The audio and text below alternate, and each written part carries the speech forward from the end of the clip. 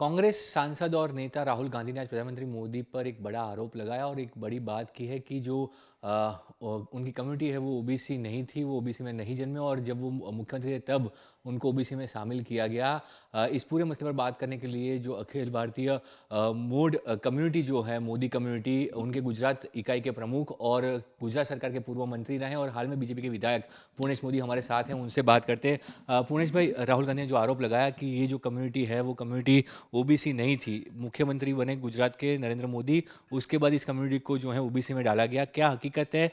और जो गुजरात सरकार के जो ओबीसी ज्ञाति जो है, जितनी कास्ट है, उसमें कब समावेश किया गया इस कम्युनिटी का? अब हिंदुस्तान की जनता जान चुकी है कि जब जब लोकसभा के चुनाव आते हैं उनके 2-4 महीने पहले इस तरह का झूठ फैलाया जाता है, वोट बैंक की राजनीति की जाती है, तुष्टीकरण की राजनीति की जाती है। आज पूरा भारतवर्ष ने ये देखा है। इस टिप्पणी में मैं आज राहुल गांधी का जो वाक्य है मैं उसको विरोध करता हूँ, कड़ा विरोध करता हूँ।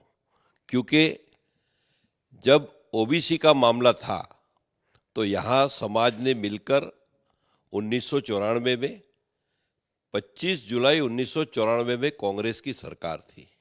उस समय मोदी साहब गुजरात के मुख्यमंत्री नहीं थे।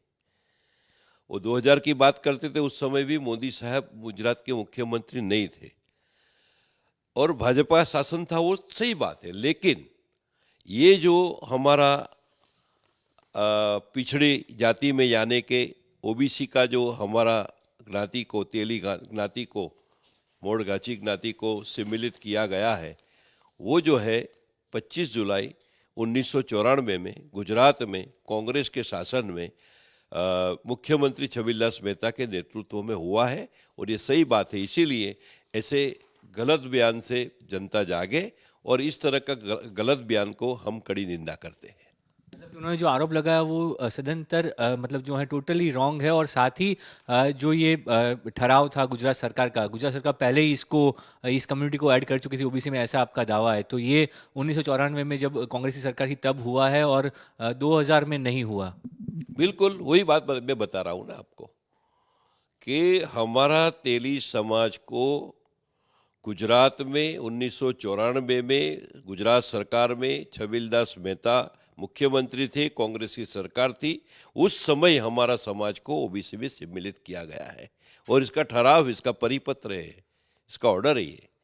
तो ये हर बार चुनाव आते ही गलत बात बताना, लोगों में भ्रमणा फैलाना, गलत बयानबाजी करना, वोट बैंक की राजनीति करना, तुष्टीकरण की राजनीति करना, वो अपने आप में मुझे ऐसा लगता है कि आदरणीय नरेंद्र भाई मोदी साहब ने पूरे भारत के 140 करोड़ लोगों को एकजुट किए हैं, पूरे भारत को विश्व में गौरव दिलाया है।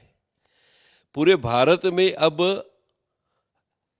राष्ट्र की नीति के आधार पर जो आने वाले 25 साल जो विकसित भारत के शिल्पी है, जो युवा है, जो महिला है, जो किसान है, जो गरीब है, उनको विकसित करने के लिए जो बात रखी है, इस बात को लेके ये बड़ी राहुल गांधी की बौखलाहट है और कुछ नहीं है। तो पिछली बार आपने राहुल गांधी पे जब ये कहा था कि सारे मोदी चोर हैं, आपने केस किया था, तो क्या इस बार भी राहुल गांधी के खिलाफ आपकी तरफ से कोई एक्शन लिया जाएगा या कोई केस किया जाएगा या फिर आपकी मांग है कि वो माफी मांगे?